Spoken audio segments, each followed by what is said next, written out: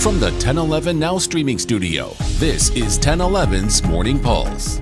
Good morning, I'm Danielle Schenk with your Morning Pulse for Thursday, March 7th, 2024. From Lincoln to Washington, D.C., a heroic police officer will be attending the State of the Union address today.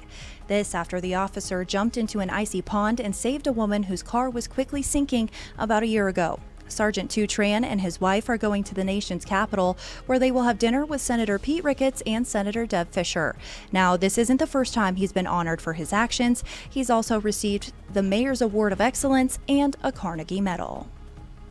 I never thought this was going to happen, but I just did what I thought was right. I did what I can to help other people, and that's what we do on a daily basis.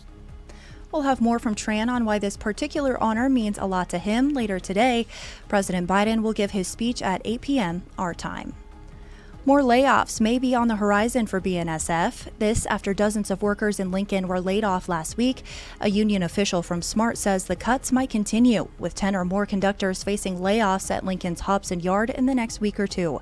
We reached out to BNSF for comment, and they referred us to last week's statement. The threat of a special session looms at the state capitol if lawmakers fail to address property taxes.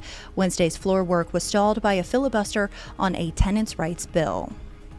I don't think we anticipated there being quite this much pushback, because when these came out of the Judiciary Committee, they were unanimous. And I'm going to stand here and be really annoying about a bill that Senator Dungan is going to say is no big deal, because it is a big deal. The original bill aims to address a constitutional issue concerning a tenant's right to request a jury trial for eviction and proposes wiping eviction filings that didn't progress to an eviction from a tenant's record.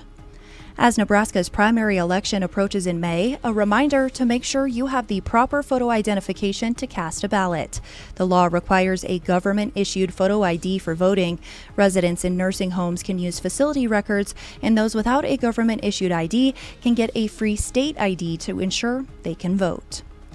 Rounding out your headlines is a check of the 7-day forecast.